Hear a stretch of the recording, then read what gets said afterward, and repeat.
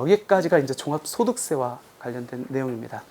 사람이어야만 되나요? 어떤 거요? 임차인이요.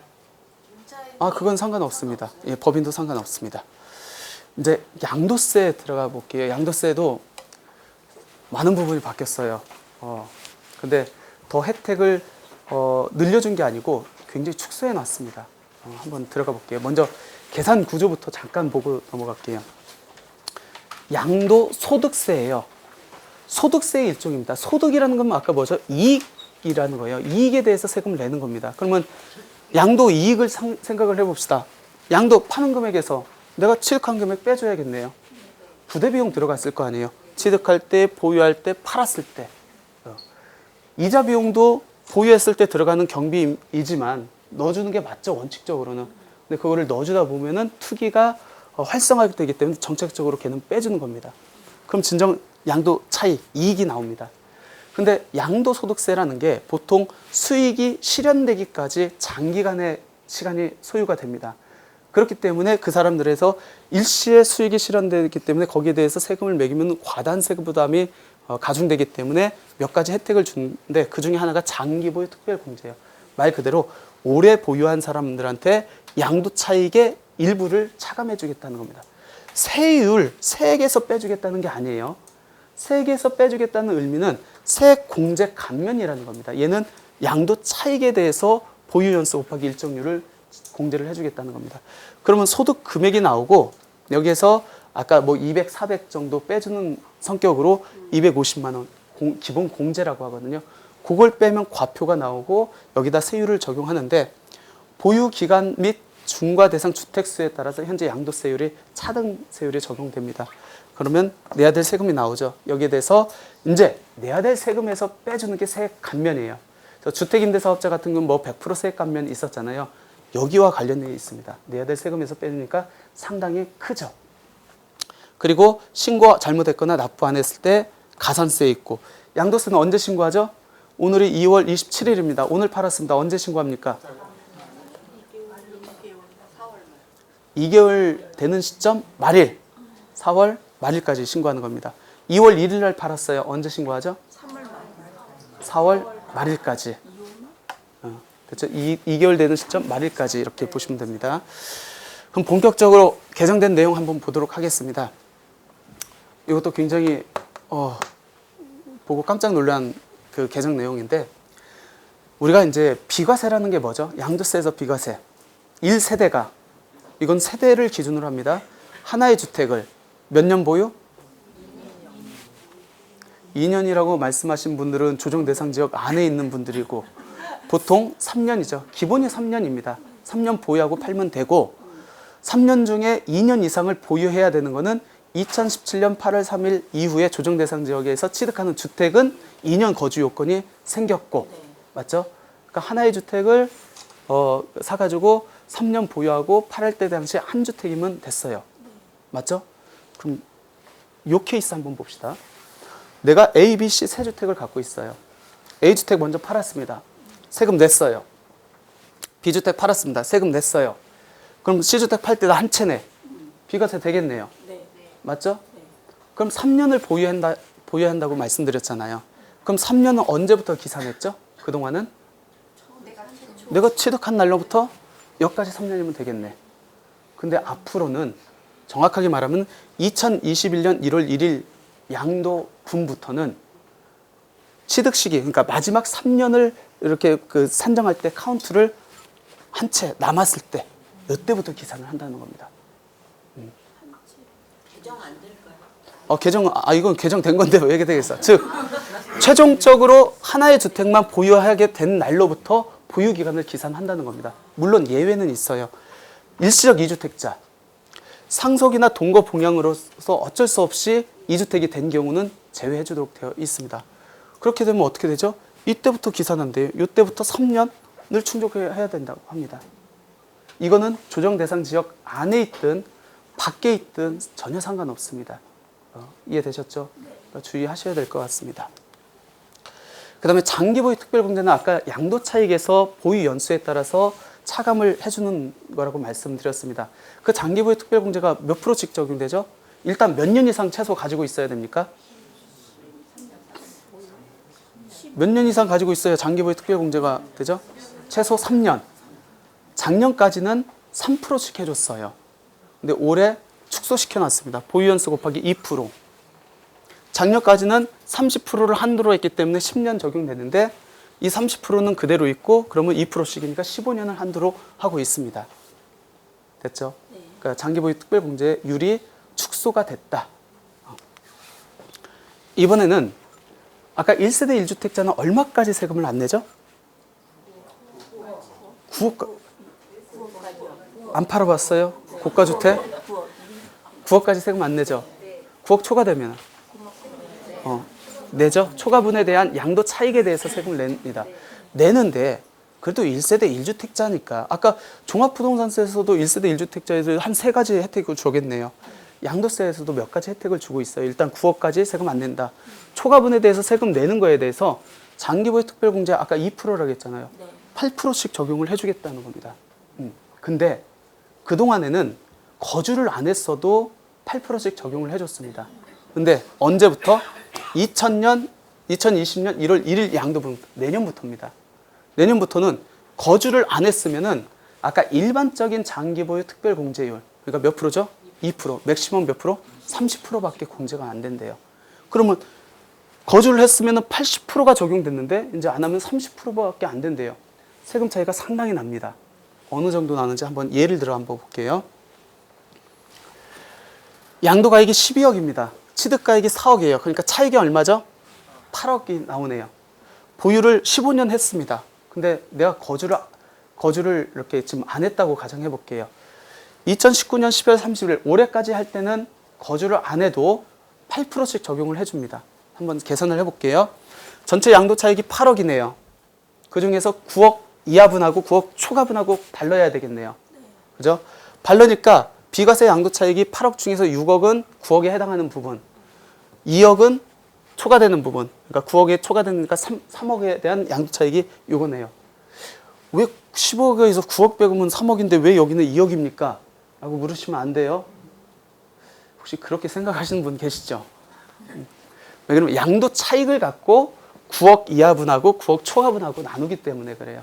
아무튼 2억입니다. 여기에 대해서 장특공제 몇 프로? 80%까지 적용이 됐습니다. 상당히 큰 금액이죠. 그러면 4천에 대해서 세율을 곱하는 거예요. 4천은 현재 4천에 대해서 세율을 곱하면은 15%에다가 누진공제 적용하면 한 450만 원 나옵니다. 근데 얘가 내년부터는 거주를 안 하면은 30%밖에 공제가 안 된대요. 그럼 거주를 안 하고 내년에 판다고 가정합시다. 얘는 올해 판 거였어요. 그러면 어떻게 되죠? 여기까지는 똑같죠? 여기에 대해서 장특공제 30%가 맥시멈이겠네요. 그럼 1억 4천 나오죠? 세율 곱하니까 3,400만 원이 나옵니다. 세부담 차이가 상당히 납니다. 결론. 내가 한 채 가지고 있어요. 고가주택입니다. 그러니까 9억 초과분이에요. 만약 팔 계획이 있다 하면은 올해 안에 파주셔야 됩니다. 아니면은 그냥 2년 거주하고 파세요. 그게 세부담이 훨씬 낮습니다. 근데 나는 팔긴 팔아야 되는데 올해 안에 못 팔 것 같다. 그럼 어떤 방법이 있을까요?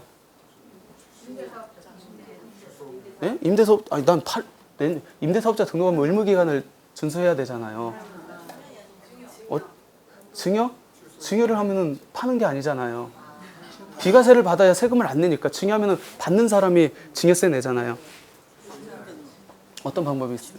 제가 오셨으니까 별게 아닐 수도 있는데 한 가지 팁을 주자면 법인을 이용해서 파는 것도 괜찮을 것 같아요. 내가 법인을 만듭니다. 그 법인한테 팔아요. 그럼 문제가 있을까요? 없을까요? 제가 봤을 때 없을 것 같습니다. 거기까지만 팁을 드리겠습니다. 연구해 보세요. 배우자 이월과세 적용 대상 자산 범위 확대는 뭐냐면 요거예요. 예를 들어서 3억짜리 아파트를 10년 전에 샀습니다. 남편 명의로 샀어요. 이게 6억이 됐어요, 지금. 그러니까 6억에 지금 판다 했을 때 다른 주택이 있어요. 있다고 가정할게요. 그러면은 얼마에 대해서 세금을 내야 되죠? 3억에 대해서 세금을 내야 되죠. 다시 할게요. 그 사례를. 너무 헷갈릴 수 있으니까. 2억짜리를 샀습니다. 10년 전에. 지금 6억이 됐어요. 그럼 얼마에 대해서 세금 내야죠?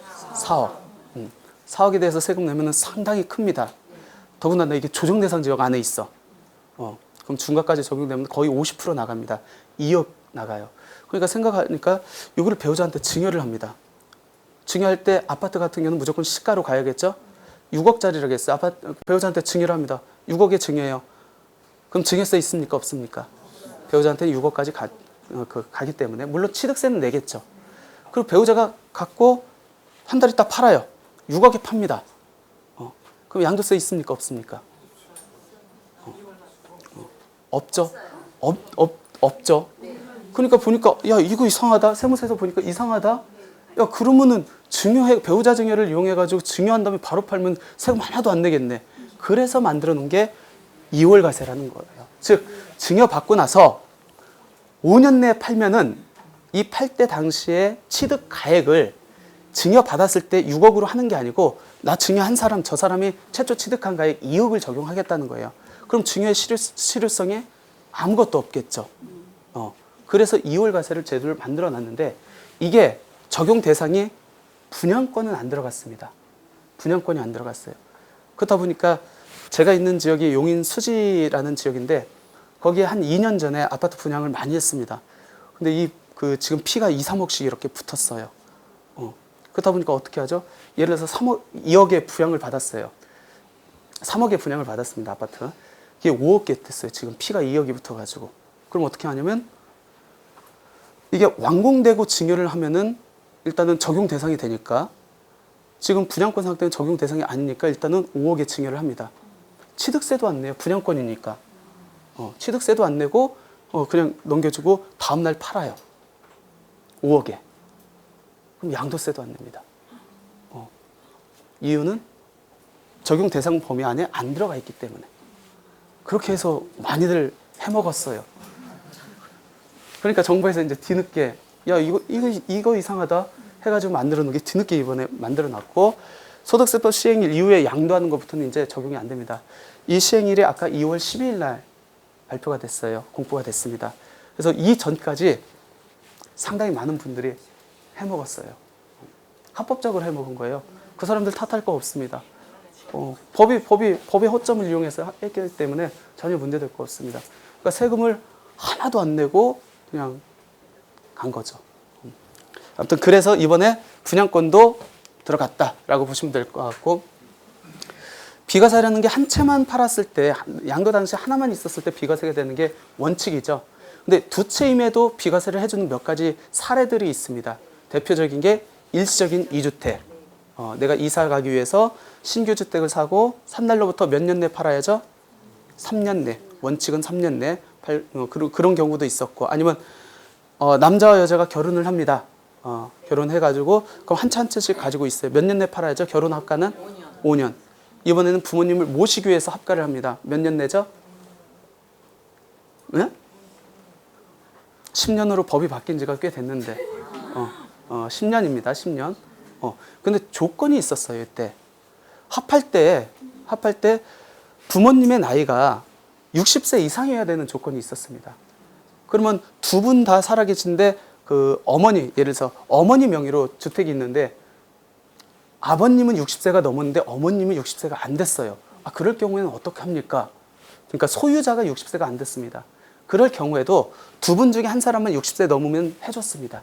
근데 이번에 조금 더 폭넓게 배려를 해준 게 설령 60세가 안 됐다 할지라도 부모님이 암이나 희귀성 질병 등의 중대한 질병 등이 발생한 경우에는 60세 미만이다 하더라도 동거봉양 합가를 했을 때는 비과세를 해주겠다라고 바뀐 내용입니다. 조금 더 배려를 이렇게 해줬죠. 그 다음에 이제 주택임대사업자 관련해서 이제 들어갑니다. 주택임대사업자의 임대료 증액조건 5%가 이제 다 들어갔습니다. 그동안에는 없었거든요. 그동안에 있었던 게 딱 두 가지 항목이 있어요. 뭐가 있었을까요? 우리 주택임대사 등록했었을 때 양도세에서 혜택 주는 게 몇 가지 있죠, 총? 6가지나 있어요, 6가지. 뭐죠? 책을 열심히 읽으세요. 책에 다 들어가 있습니다. 그 6가지 중에서 2가지는 기존에도 임대료 증액 제한 5%가 있었습니다. 뭐냐면 제일 큰 혜택이었어요. 양도세 100% 감면. 그 다음에 장기보유 특별 공제율 50%, 70% 감면. 그러니까 제일 큰 것들은 국민주택 규모 이하여야 되고 증액 제한도 있었습니다. 나머지 것들은 하나도 없었어요. 종부세도 그렇고 양도세도 그렇고 소득세도 그렇고. 근데 이번에 싹 다 들어갔다. 그리고 아까 말씀드렸듯이 적용 시기를 법에는 이렇게 돼 있지만 최초 임대료까지는 내 마음대로 올려도 된다. 그 최초 임대료가 2월 12일 이후에 도래한다 할지라도 그거 알아두시면 될 것 같습니다. 그 중에 하나가 이제 주택임대사업자로 등록했었을 때 세제 혜택이 6가지가 있다고 했잖아요. 그 중에 하나가 임대사업자의 거주주택 양도세 비과세입니다. 즉 내가 주택이 5채가 있습니다. 4채를 임대사업으로 돌렸어요. 그러면 임대사업 외에 한 채. 근데 얘가 2년 거주를 했으면 얘 비과세 해줄게. 그게 이제 거주주택 비과세 제도거든요. 그럼 한번 사례를 한번 갖고 보는 게 더 나을 것 같아요. B씨는 없다고 가정을 해봅시다. A하고 D주택만 가지고 있습니다. A는 서울에 있는 한 20년 소유한 주택이에요. 지금 파니까 30억 나갑니다. D는 그냥 평범한 아파트에 한 5억 정도 나가요. 그럼 나는 A주택 비과세 받고 싶습니다. 왜 그러면 비과세라는 건 상당히 커요. 즉 얘가 비과세가 되면 일단 9억 초과분이고 80% 적용된다고 했잖아요. 장특공제가. 그러니까 세금을 정말 적게 내는 겁니다. 합법적으로 가장 적게 내는 게 비과세 받는 방법입니다. 그럼 얘를 비과세 받기 위해서는 얘를 취득한 날로부터 3년 내 팔았어야 되거든요. 맞죠? 지났어. 지금 이제 일시적 2주택 비과세도 안 됩니다. 그럼 유일한 방법이 뭐죠? 얘 등록해야죠. 하고 비과세 받아야죠. 비과세 받았습니다. 얘 임대사업 장기로 했어요. 8년 동안 가고 있습니다. 얘 팔았으니까 나 살아야 될 집 사야 될 거 아니에요. 샀습니다. 2년 살았어요. 그리고 얘를 팝니다. 비과세 얘는 이제 지금 없는 상태예요. 얘 팔고 이제 얘하고 얘만 있는 상태입니다. 얘 비과세 받을 수 있을까요, 없을까요?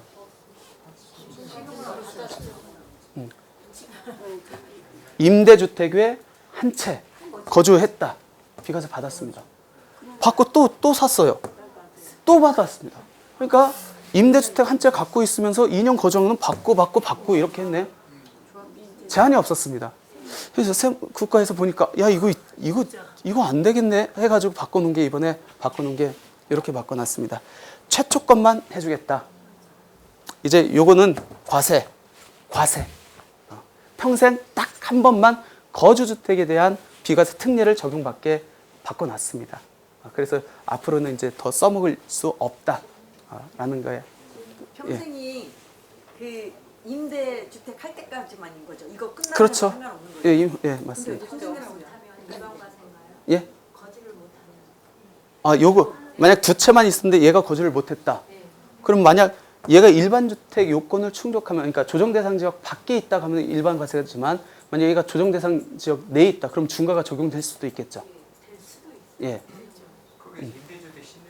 만약 2개가 있는데 얘가 임대주권 요건에 충족을 했어요. 임대사업자를 했어요. 그거 했는데 거주를 못했을 때. 그러면 일반 과세입니까? 중과 과세입니까? 지금 말씀하신 거는 5채가 있다고 할게요. 4개를 다 임대주택으로 돌렸어. 요 한 채를 거주를 했으면 비과세 된다고 했잖아요. 거주는 못했대. 그럼 요 한 채 팔았을 때 주택수가 5채이기 때문에 중과세율에 적용되느냐? 얘 임대주택이니까 얘 그냥 일반 세율 적용되느냐? 그 얘기예요. 어떻게 되죠? 일반 세율이 적용됩니다. 왜? 거주니까. 주택세는 다 들어가요. 그 잘못 알고 계신 분들이 많아요. 중과대상 주택세는 다 들어갑니다. 단지 법에서는 어떻게 되냐면 이 임대주택으로 한 걸 팔았을 때 중과를 안 해주겠다는 거예요. 근데 또 다른 법은 뭐냐면 이 임대주택 외 플러스 한 채만 갖고 있으면 걔는 일반 과세를 해주겠다는 겁니다. 그 조항에 의해서 일반 과세가 가능한 겁니다. 지금 그 하나 일반과세 받는 자는 그 집을 다시 만약에 전세를 한 번 더 돌리는 경우에 그때 5%가 그것도 적용이 됩니까? 거주주택이요? 아니 거주했다가 네. 임대로 돌리려고 할 때 아니요. 걔는 임대주택으로 등록을 안 했잖아요. 우리가 5% 적용을 받는 거는 민간 임대주택법에 대해서 그 규정을 받는 거예요. 등록을 안 한 거는 전혀 받을 이유가 없죠. 아닙니다. 아닙니다.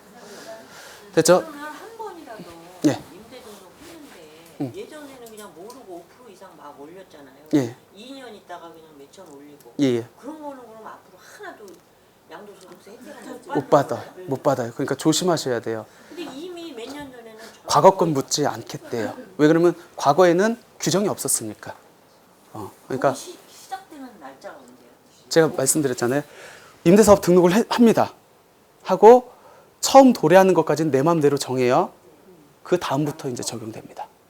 거의 다 걸려. 아니 다 적용돼요. 이제 다 적용되게 돼 있어요. 그러니까 국가에서 보는 거는 그거예요. 포커스가 뭐냐면 의무임대 기간 동안에 매도하지 마라. 두 번째, 그 기간 동안 5% 증액 제한 준수해라. 그 두 개가 이제 핵심이라고 보시면 될 것 같습니다. 그럼 내가 단기로 임대사업 등록을 했습니다. 단기 몇 년이죠? 4년 갔어요. 4년 갔다 보니까 이거 두 바퀴만 돌리면 2년, 4년 가네? 그러면 한 두 바퀴 더 돌려볼까 해서 장기로 바꾸려고 합니다. 그랬을 때 장기로 가면은 아까 뭐 장특공제 50%, 70%, 그다음에 양도세 100% 가면은 이제 없어졌거든요. 그 70%, 50% 받는 것도 상당히 큰 혜택입니다. 그럼 그걸 받아볼까 해서 장기로 지금 돌린다고 했었을 때, 그러면 단기로 있었을 때 4년 인정받고 나는 추가적인 4년을 보유하면은 그 장기 임대주택으로 인한 특례를 적용받을 수 있느냐, 그 문제예요. 안 된다던데.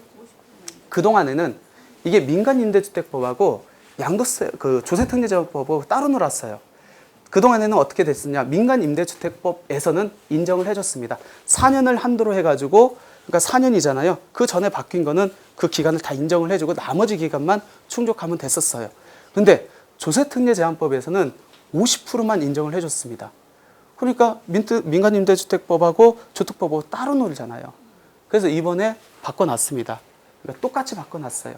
국가에서 양보를 해가지고 최대 4년을 한도로 단기 임대주택 기간을 전체 임대기간으로 인정한다.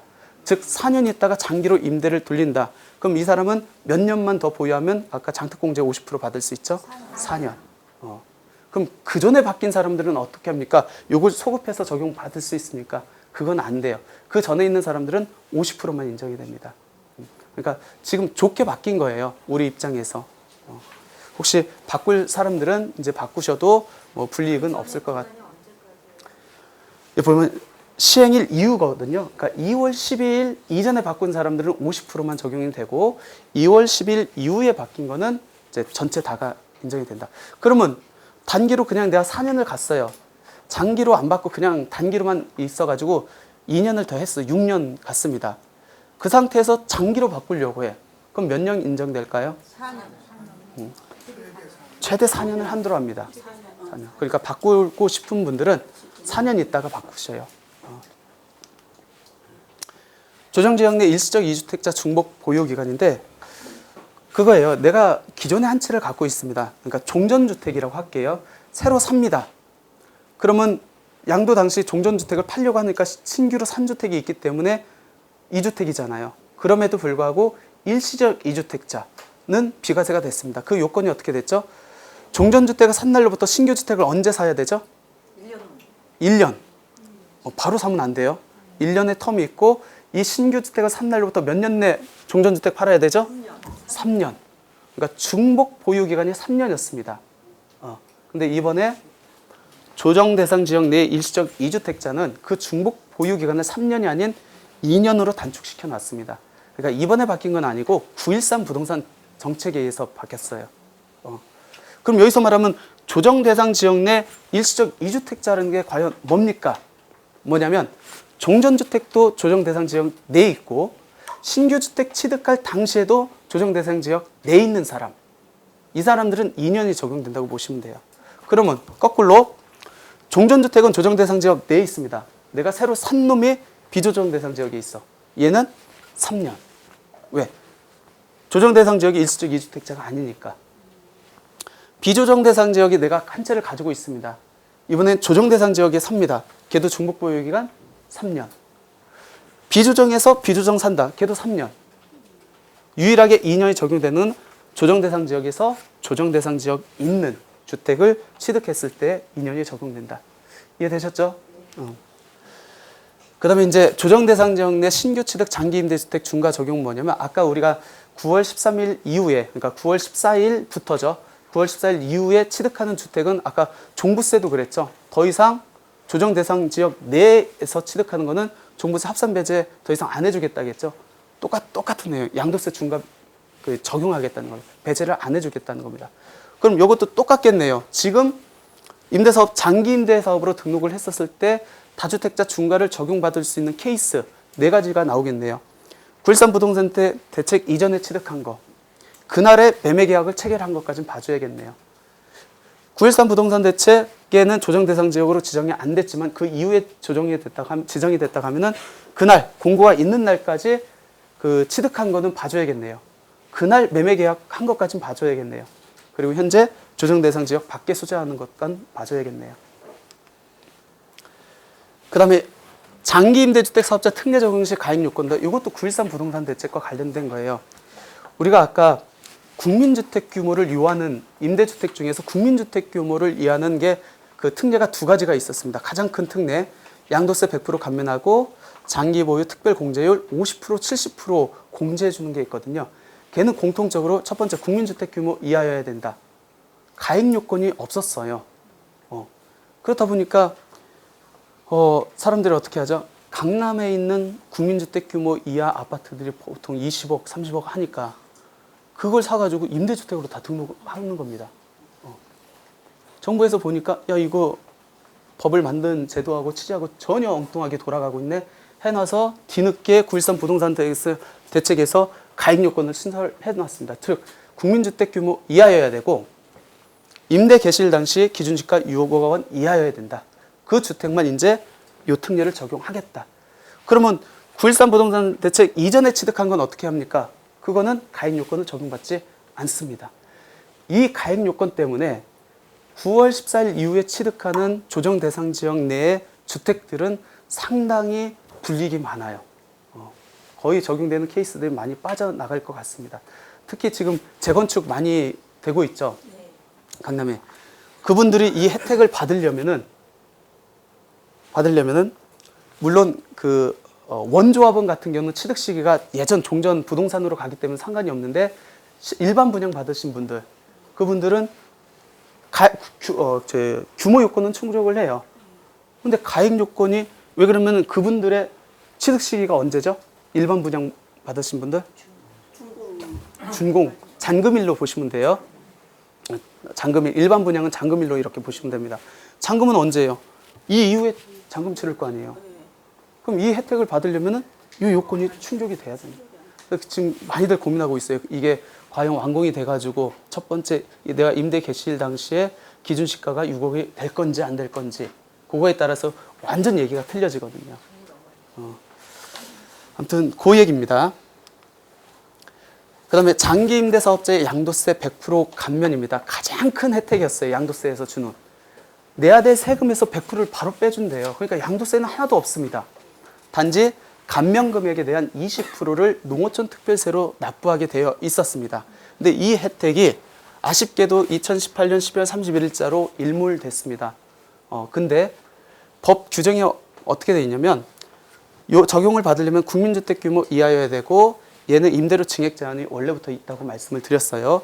그리고 2018년 9월 14일 이후에 취득하는 거는 이제 가액 요건도 생겼고 근데 특이한 요건이 얘는 하나 있었어요. 즉 취득일로부터 3개월 내에 장기 임대주택으로 등록을 해야 된다라는 조건이 있었습니다. 여기에서 법조문에 보면 취득하고 가로 열고 2018년 12월 31일까지 매매 계약을 체결하고 계약금을 체결한 거 포함 뭐 이런 식으로 돼 있어요. 그렇다 보니까 그 완공은 언제가 되죠? 한 분양받은 아파트를 가정을 해볼게요. 그러면 분양받은 거는 2018년 11월 30일까지 분양계약 체결했으니까 이 요건 충족했네요. 맞죠? 그러면 그 아파트들은 보통 2019년도 20년에 그 취득은 하겠네요. 이게 일몰됐음에도 불구하고 적용받을 수 있습니다. 대신에 어떤 문제가 있죠? 2018년 9월 14일 이후에 가입 요건이 생겼기 때문에 그분들도 가입 요건은 적용받게 돼 있어요. 왜? 취득은 그때니까. 이해됐어요? 그러니까 지금 강남에 재건축 이제 완공 앞둔 분들이 걱정하는 것도 이제 이거예요. 과연 임대 개시일 현재 주택 가격이 6억이 넘을까 안 넘을까? 이게 넘으면은 혜택이 많이 사라지는, 거의 이제 못 받는다는 거죠. 6억이 안 넘는다. 상당히 큰 혜택을 적용받을 수 있습니다. 얘도 그렇고 그 전에 장기보유 특별공제 50%, 70%도 그렇고. 그래서 많이들 지금 보고 있는데 아마 대부분이 이제 넘을 거라고 예상은 이렇게 하고 있습니다. 증여세는 두 가지만 보면 돼요. 다 했습니다. 혹시 상속세 또 증여세 이렇게 신고할 때 우리가 내야 될 세금에서 일정 부분 신고세액공제라고 해서 빼주는 게 있거든요. 작년까지만 하더라도 5% 빼줬어요. 근데 이게 올해부터는 3% 빼준다. 이거는 납부를 안 해도 돼요. 말 그대로 신고세액공제이기 때문에 신고한 부분에 대해서만 신고만 했으면은 3% 이렇게 빼주겠다는 겁니다. 그리고 마지막으로 증여재산 시가평가기간 확대인데 예를 들어서 아파트 같은 경우는 시가로 평가하는 게 맞거든요. 증여건 상속이건 그 시가를 알 수 없었을 때 보충적 평가 방법으로 가게 돼 있어요. 근데 아파트 같은 경우에는 매매 사례가액도 시가의 범위에 들어가요. 그렇기 때문에 요즘 실거래가 신고가 다 드러나기 때문에 무조건 시가를 잡고 들어가야 되는데 증여 같은 경우는 언제 동안의 기간을 시가로 봅니까? 증여, 등기 접수일로부터 전 3개월, 후 3개월이 원칙이에요. 근데 후 3개월 전에 내가 증여하고 나서 바로 신고할 수도 있잖아요. 그럼 신고한 다음 날은 뭐 혹시 드러나더라도 내가 신고할 때 알 수 없는 거기 때문에 법에서는 정확하게 신고일, 그러니까 증여 등기 접수일 전 3개월하고 신고일까지 중에서 매매 사례가액이 있으면은 그 금액을 준용해서 신고해라 라고 돼 있는데 요 앞전에 3개월을 6개월로 확대시켜 놨습니다. 그럼 신고할 때 여러 가지 가액들이 나오겠죠? 나는 어떤 걸 잡아가지고 신고해야죠? 제일 낮은 거? 제일 싼 거? 그러면 세무서에서 연락이 옵니다. 제일 내 아파트하고 비슷한 거. 같은 동, 같은 층. 그렇게 보셔야 될 것 같아요. 그러면 그게 몇 개 있어요. 내가 증여 신고를 이쪽에서 했습니다. 그게 몇 개 나왔어. 그럴 때는 어떤 걸 준용해야 되죠? 똑같은 요건이 몇 개가 있어. 그러면 내가 증여 등기 접수일이거든요. 이날로부터 가장 가까운 거 적용하면 됩니다. 가끔씩 보시면은 증여세를 적게 내기 위해서 저기 1층이나 저 고가층 걸 끄집어 당겨 쓰는 분들이 있는데 다 확인해요. 제일 유사한 거를 적용해서 들어가셔야 되는 게 맞습니다. 상속은 몇 개월이죠? 아까 증여는 3인데 여기 6, 3으로 이렇게 바뀌었다고 보시면 될 것 같고 상속은 6개월입니다. 증여세 신고 언제까지 한다겠죠? 증여 등기 접수일로부터 증여 안 받아보셨어요? 증여 등기 접수일부터 3개월 되는 시점 말일까지. 항상 말일입니다. 국세는. 그 다음에 상속은 6개월 되는 시점 말일까지. 그래서 증여는 3개월이고 그 상속은 6개월입니다. 됐죠? 그 평가 기준은 말일까지 하는 건 아니고요. 그냥 6개월 이렇게 보시면 될 것 같습니다. 여기까지 이제 다 한 것 같아요. 한 2시간 넘게 이렇게 한 것 같은데 어떻게 도움 좀 되셨어요? 네. 그래도 건드려야 될 부분들은 다 건드렸고 특히 주택 임대사업자와 관련돼서는 부족한 부분들은 아마 책 보면은 자세하게 나와 있을 겁니다. 책이 최신 정보까지 다 반영을 해가지고 제가 봤을 때는 제가 쓴 책임에도 불구하고 굉장히 잘 쓴 것 같아요.